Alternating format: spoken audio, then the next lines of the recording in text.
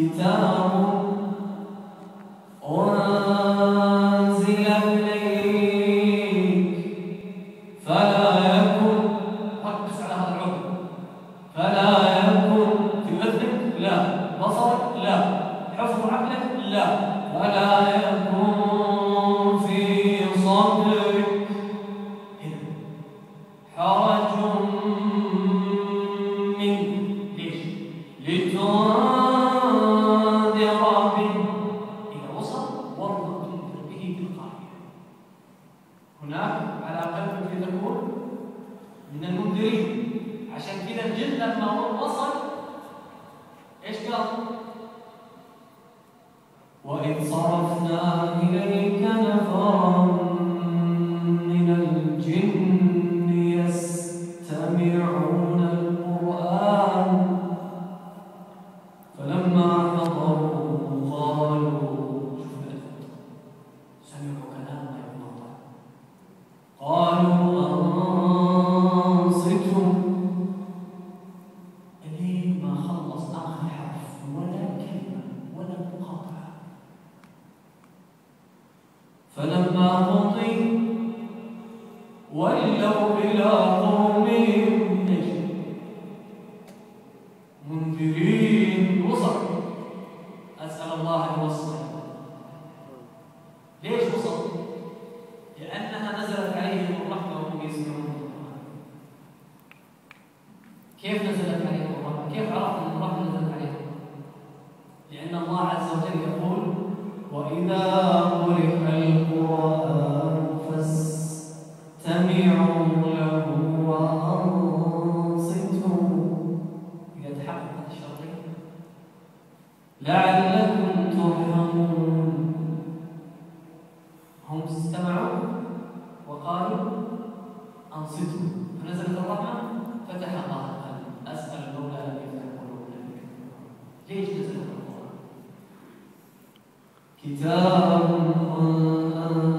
أنزلناه إليك مبارك.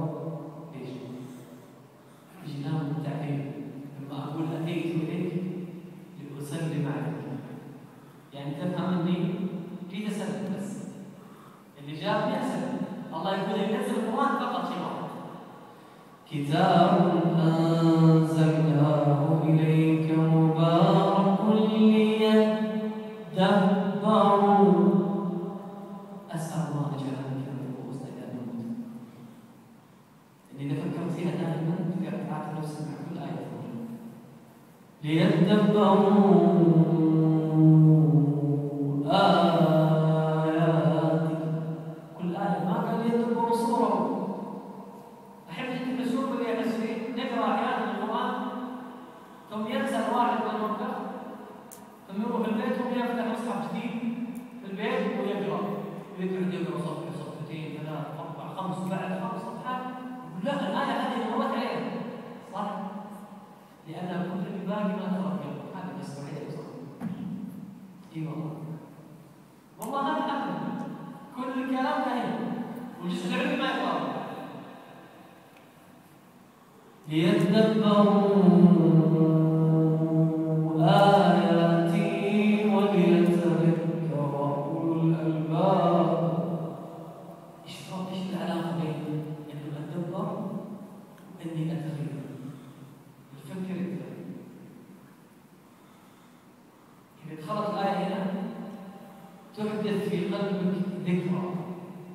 الذكرى هذه تغير فكرتك تجاه الأمور. سأثبت هذا بإذن الله. طيب وش نقول؟ الله سبحانه وتعالى يقول وكل شيء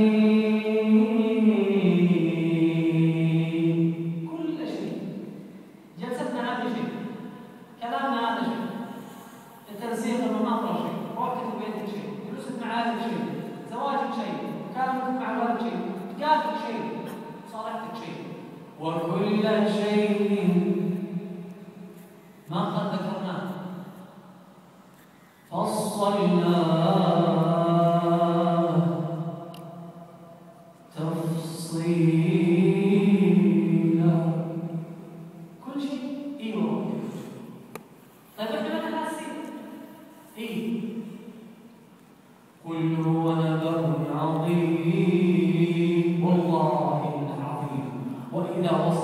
عظيم شيئا لأنه عظيم فاعلم أنه عظيم حتى لو لم تشعر به.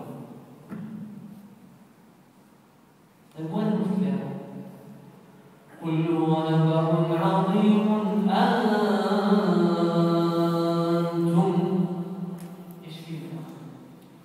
أنتم عنه معرضون.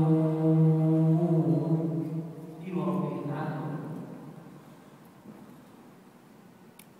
طيب أفلا يتدبرون القرآن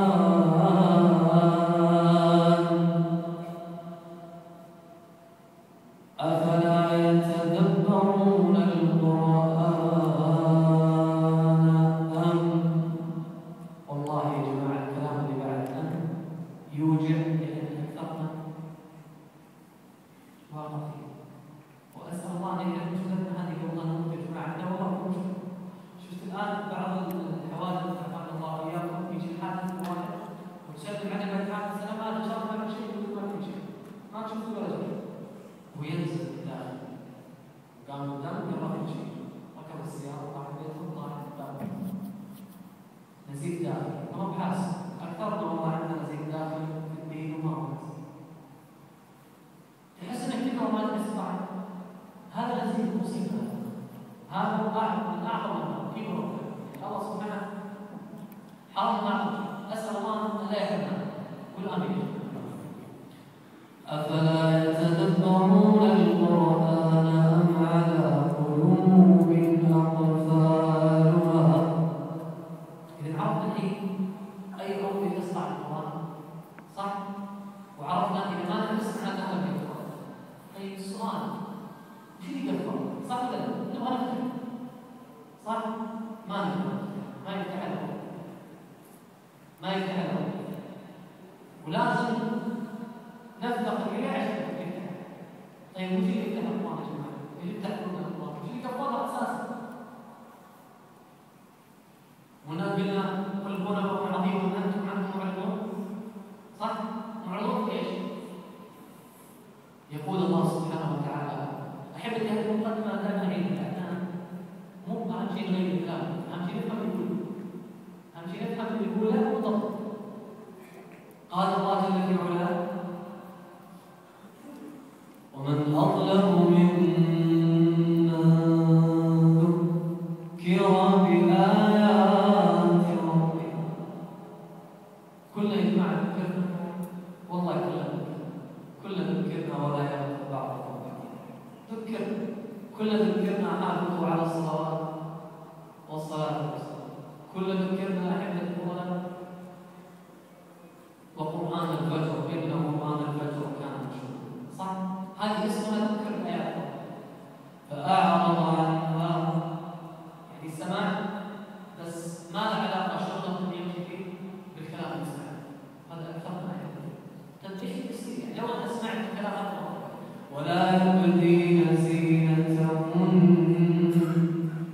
لما تروح تشتري عباية تفصل الأسيم هو الأسيم اللي ما يفرق ولا يبدين زينتهن صح؟ طيب ذكرنا يا جماعة هذا الكلام كله. ومن أظلم ممن ذكر بآيات ربه فأعرض عنها ونسي.